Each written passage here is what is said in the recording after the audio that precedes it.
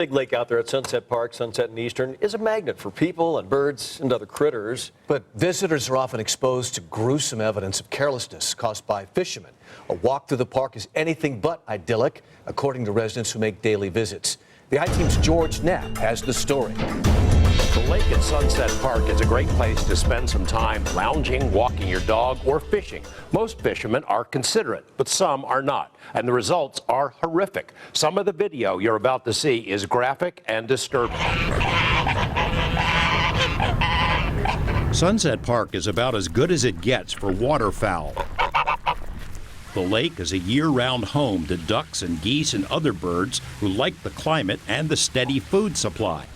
Not only insects, but also the goodies handed out by bird lovers. It's against the rules to feed the birds, but there's little, if any, enforcement. Notice the park police in the background. The birds at Sunset include rare migratory geese and more exotic waterfowl, such as this guy with a mohawk, to barnyard birds who've been abandoned here.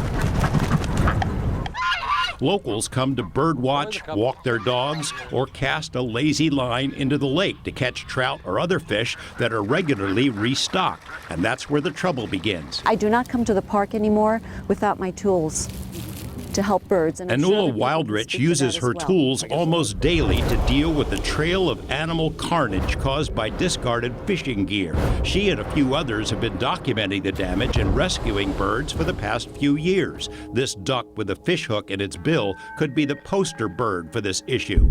Other photos are far more gruesome. Wings bent and broken, appendages amputated, birds in severe condition, their feet blackened by the fishing line that slowly tightens and cuts them to pieces. Families come here to appreciate the wildlife, and they and their children are subjected to an ongoing parade of birds in various stages of distress, whether it be a hook embedded in their eye or their bill, or a fishing line entangling their wing or their leg. It upsets people, obviously. A lot of the birds don't make it. They either drown or they die from infection or assorted other injuries. The evidence is pretty easy to spot. In the branches above our interview, we saw fishing line in two different spots. A curious pigeon that had lost a foot to fishing line watched us. Birds too entangled to fly hide in bushes or end up floating in the water. The park has receptacles for discarded fishing gear, but people use them to stash beer cans while still tossing line and hooks on the ground or in the water. I was here 10 minutes today. I came early and I've already collected this off the grounds. This should be in receptacles. There are hooks here, there's fishing line. I know, you look so good without a hook in your hip. The damage extends beyond birds. 10 years ago, Sam Marber found an abandoned pup in the park and named him Bougie. They're still pals. Sit. Okay, very good. In December, during a walk, Bougie got a three-pronged fish hook through his snout. No, Bougie. Sam was beside himself, worried that if he tried to take the dog to a vet, it might also hook its tongue, or worse. It was almost dark, and he called to the only person in the park he could see. I yelled out, "Do you have pliers?" What are the chances I'm going to get pliers from a strange woman? She yells back, "Yes." I was amazed, and that was Barb.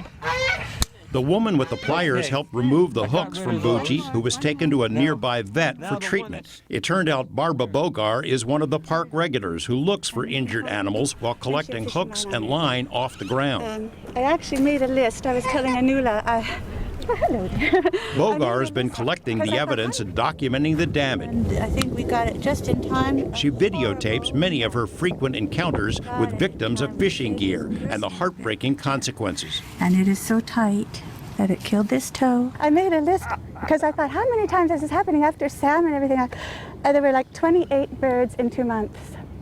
So every time I came, I can't even go for a jog anymore. Some birds are killed when struck by lead weights. A few are found dead with entire poles attached.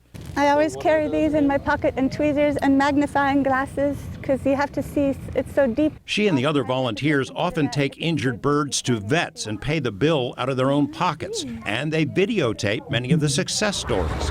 Okay, here we go. Oh, she can fly good. Most fishermen are considerate, they say, but the few they've confronted about the trash get pretty hostile, so those contacts were stopped. They think that the fish are there just for them. It benefits people like me who just want to enjoy the park and enjoy looking at the birds. It's for everybody, not just fishermen. The folks who rescue injured birds say they're not trying to ban fishing, but would like to see a minimal amount of enforcement, especially for unlicensed fishermen who don't seem to know any better or don't care. The problem is that multiple agencies are involved, and they all say the same things. They lack the manpower or they lack jurisdiction, and it's some other agency's problem to fix. The I-Team will be following up this story next week and will ask the agencies what they plan to do. George Knapp, 8 News Now. I hope they get